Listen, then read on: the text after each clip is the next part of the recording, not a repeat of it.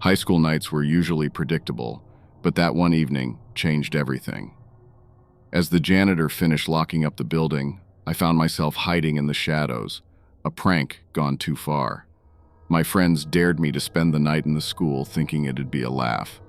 But as the hours stretched on, the deserted hallways felt suffocatingly empty.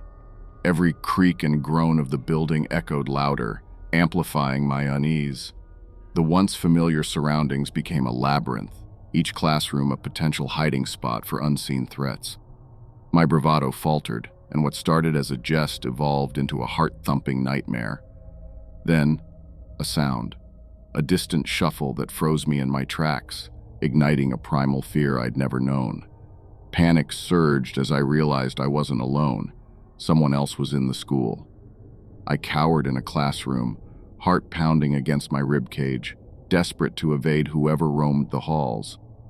Footsteps drew nearer, each one like a death knell in the silence. My mind raced with terrifying scenarios. A trespasser seeking who knows what in the darkened corridors. I cursed my foolishness, regretting every decision that led me to this chilling moment. Thoughts of escape flooded my mind, but the fear of being caught or worse paralyzed me. Sweat dripped down my forehead, mingling with the dread that coated my skin. Then a figure emerged from the darkness, a silhouette with no discernible features, shrouded in mystery and menace. My breath hitched as it drew closer, my mind unable to comprehend the looming threat. I remained hidden, praying it was a nightmare that would dissolve with the sunrise. But as the figure loomed closer, its intent became clear. A predatory hunt within the confines of the school's walls. I fled, sprinting through the maze of corridors, my only goal to escape the encroaching danger. The once familiar school became a labyrinth, every turn leading me deeper into the unknown. Adrenaline fueled my movements, but terror threatened to paralyze me. In a desperate bid for safety, I stumbled upon an exit, gasping for air as I spilled into the night.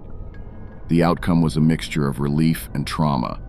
My prank-turned nightmare had scarred me in ways I couldn't imagine.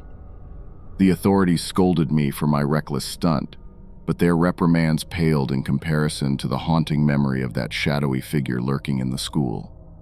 Sleep became elusive, each night haunted by the specter of that intruder, a chilling reminder of the dangers that lurked beyond the comfort of familiarity. I never dared another nocturnal adventure, the fear of the unknown etched into my consciousness forever. The sun dipped beyond the horizon, leaving the corridors of Crestwood High in an eerie half-light. I was never one for the buzz of social circles, often finding solace in the quiet corners of the library.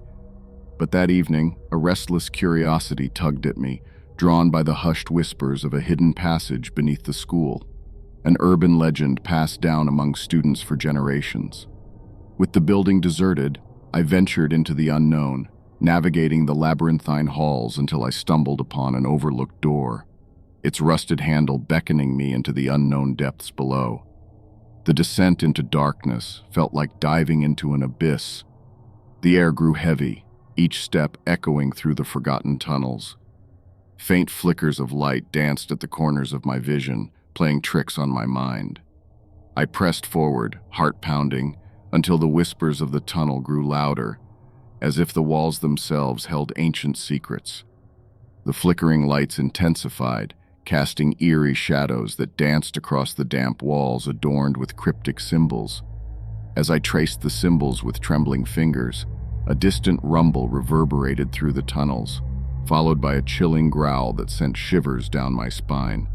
Panic surged within me, urging me to flee, but the twisting passages disoriented me, turning my escape into a hopeless labyrinth.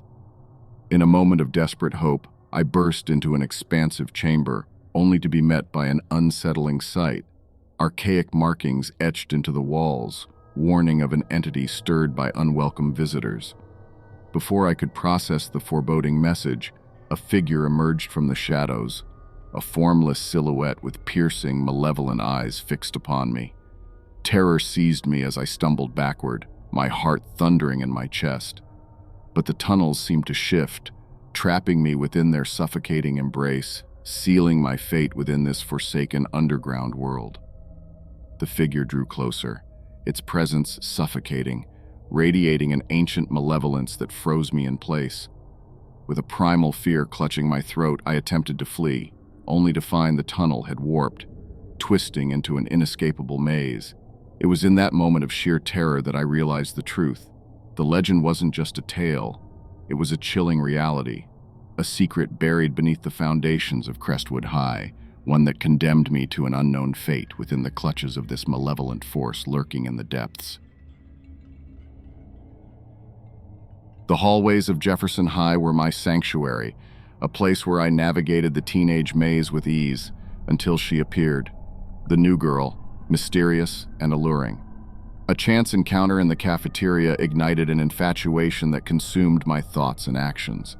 Soon, innocent glances turned into lingering stares, and before long, I found myself tailing her, discreetly observing her every move, documenting her routines, and weaving my presence into the fabric of her daily life. It began innocently, a harmless curiosity that spiraled into an obsession. I justified my actions, convincing myself it was mere fascination, but my notebook filled with details about her habits spoke volumes of my escalating fixation. Yet as I straddled the line between admiration and intrusion, the thrill of secrecy fed a darkness within me, blurring the boundaries of right and wrong. My world revolved around her, the way she laughed, her routine walks home, even the books she borrowed from the library. But as my obsession deepened, so did the shadows that clouded my mind. I grew adept at disguising my presence, lurking in the periphery, always a silent witness to her life. The thrill of knowing her every move consumed me, until my existence revolved solely around hers. Days turned into weeks, weeks into months, and my obsession transformed into a haunting fixation. Then, one fateful evening, the thrill of the chase took a sinister turn. I lingered in the shadows near her house, my heart racing with anticipation, but as I watched her through the window, a jolt of realization struck. The horror in her eyes as she glanced my way, the fear etched across her face, recognizing the figure lurking in the darkness. The rush of guilt and shame flooded over me, awakening me from the delusion I'd constructed. I was no longer an admirer. I'd become a source of terror, a haunting specter in her life. In that moment of clarity, I fled, consumed by remorse and the weight of my actions. I returned to my empty room, facing the truth of my deeds. The police arrived soon after, their questions an echo of my own self-condemnation. My obsession had morphed into something monstrous, something I couldn't control. They spoke of restraining orders, legal consequences, but nothing matched the prison of guilt tightening around my conscience. In the end, the outcome was bleak, a life tainted by the shadows of obsession and the irreversible damage inflicted upon another. Regret became my constant companion, a reminder of the blurred lines between infatuation and trespass, a haunting lesson learned too late. And as I sat alone, trapped within the confines of my own mind, haunted by the repercussions of my actions, I realized the true horror, my transformation from an enamored admirer to a terrifying figure lurking in the shadows of someone else's life.